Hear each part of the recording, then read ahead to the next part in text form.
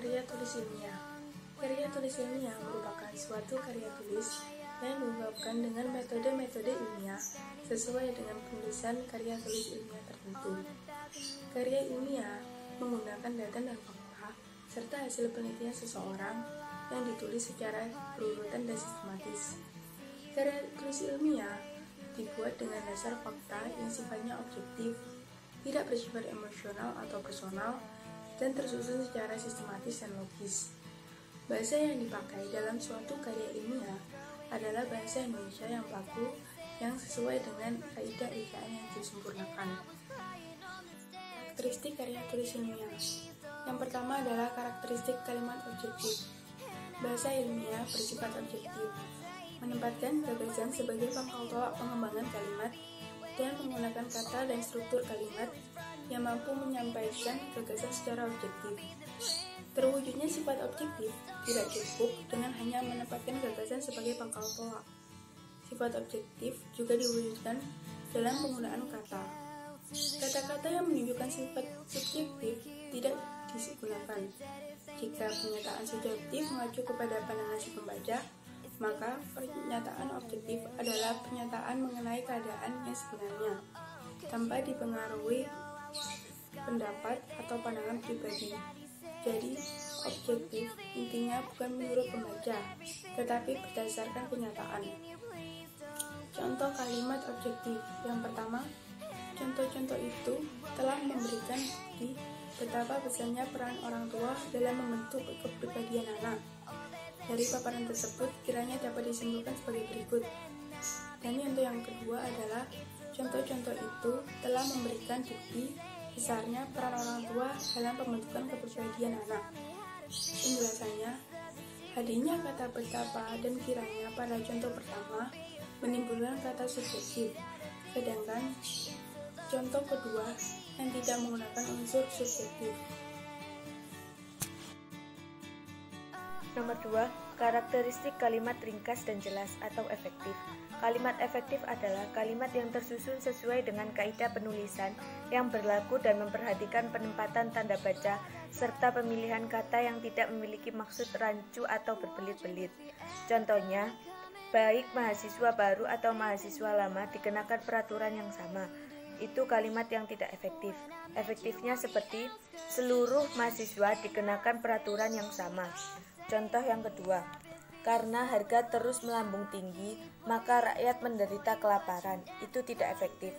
Yang efektif, karena harga terus melambung tinggi, rakyat menderita kelaparan. Nomor 3, karakteristik kalimat cendekia. Bahasa Indonesia ragam ilmiah bersifat cendekia.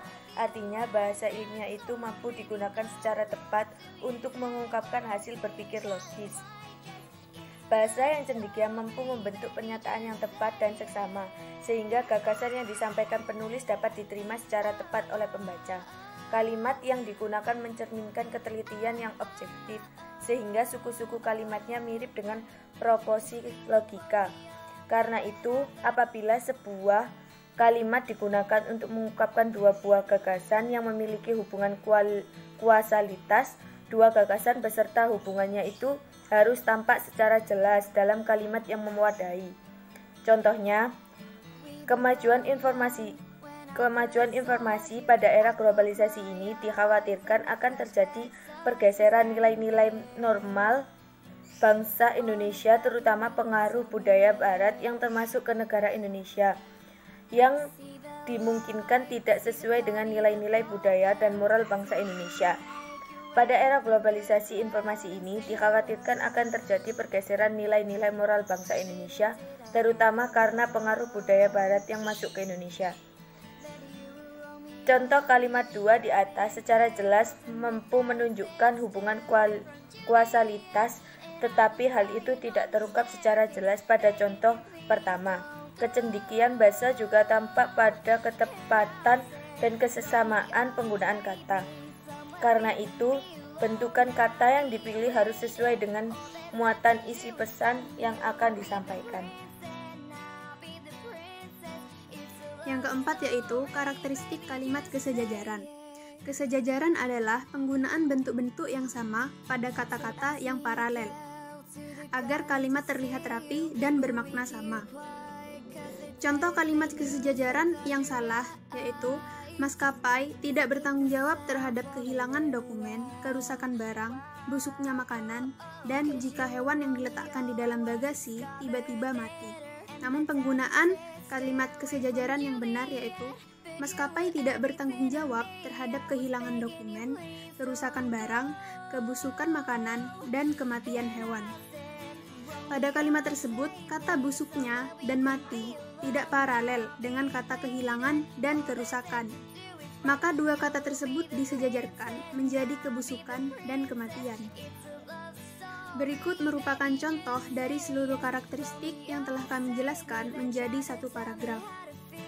Kegiatan belajar mengajar saat ini sangat bergantung pada jaringan internet, yang merupakan kalimat objektif. Seluruh pelajar mulai terbiasa menggunakan gadget dan internet, yang merupakan kalimat efektif. Namun, tidak semua pelajar dapat menjalankan pembelajaran dengan baik, karena tidak semua wilayah di Indonesia dapat menjangkau jaringan internet, yang merupakan kalimat cendekia.